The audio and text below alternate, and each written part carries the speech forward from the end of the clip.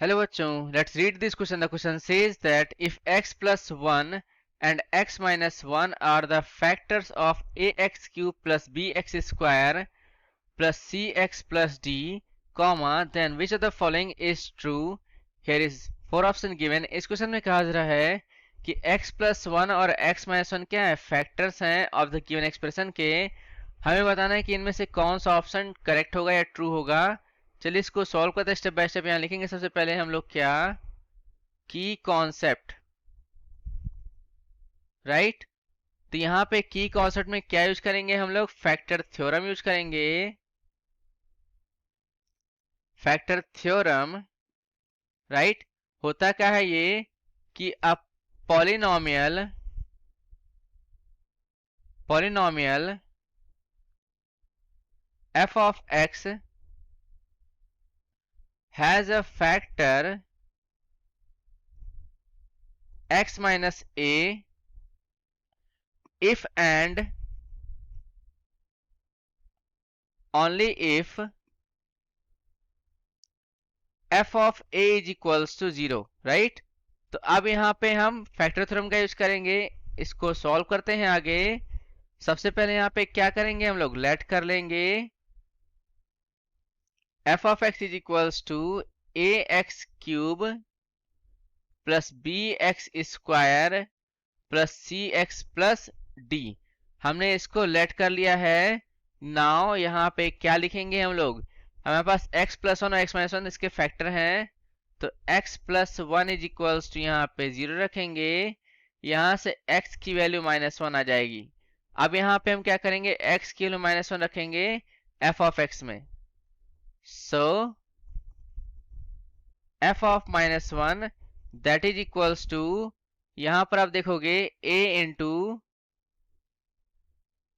Minus 1 का whole cube, फिर यहाँ पे क्या लिखा हुआ है, प्लस b इंटू माइनस 1 का होल स्क्वायर, फिर यहाँ पे प्लस c इंटू यहाँ पे माइनस 1 लिखेंगे प्लस d.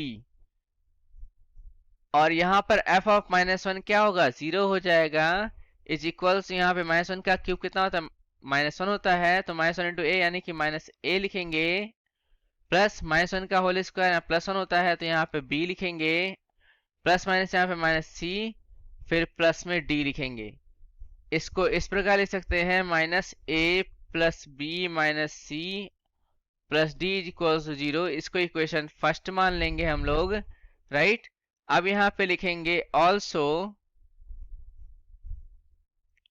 f ऑफ 1, क्योंकि यहाँ पे गिवन क्या है, x माइनस 1 है. तो यहाँ पर हम क्या करेंगे, यहाँ लिख दे रहे हैं since x minus 1 is equals to 0, x की वैल्यू यहाँ पे 1 आ गई.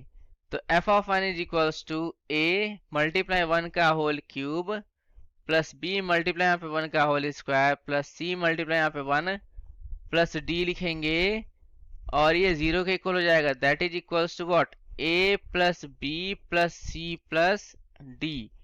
यहां से आप देखोगे तो a plus b plus c plus d is equals to 0 आ गया. इसको इक्वेशन सेकेंड मान लेते हैं. हम क्या करेंगे यहाँ पे, इक्वेशन फर्स्ट सेकेंड से, from equation first and second हमें यहाँ पे क्या करना है, ऐड करना है. Add them. Equation first second को हम डायरेक्ट ऐड कर दे रहे हैं. तो हमारे पास क्या आएगा, यहाँ पर आप देखो माइनस ए यहाँ प्लस ए कैंसिल हो गया. b प्लस बी कितना हो गया, 2b आ गया, 2b, राइट. अब यहाँ पे हम क्या करेंगे, माइनस सी प्लस सी 0, d प्लस डी यानी कि 2d आ गया. तो प्लस में यहाँ पे 2d इज इक्वल टू 0 आ गया. या फिर 2 कॉमन ले लीजिएगा तो यहाँ पे b plus D is equal to 0 आ जाएगा. यहाँ से b plus D is equal to 0, यहाँ पर ये रिलेशन आ गया. अब हमें करना क्या है, सब्ट्रैक्ट इक्वेशन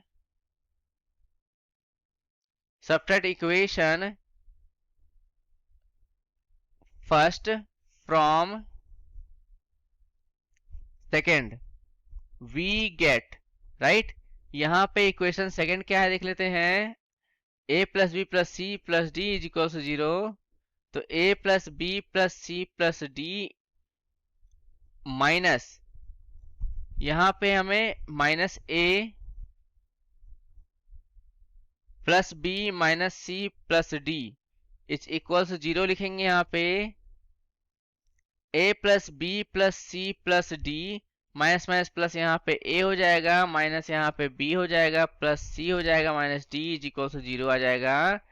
अब यहाँ पे अब देखो b से b कैंसिल, d से d कैंसिल, यहाँ पे हमारे पास क्या आया 2a, फिर यहाँ पर आप देखोगे हमारे पास क्या बचा प्लस में 2c that is equal to 0।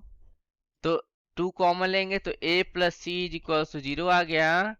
यहाँ से a plus C is equal to 0, right. So यहाँ पे लिखेंगे फाइनली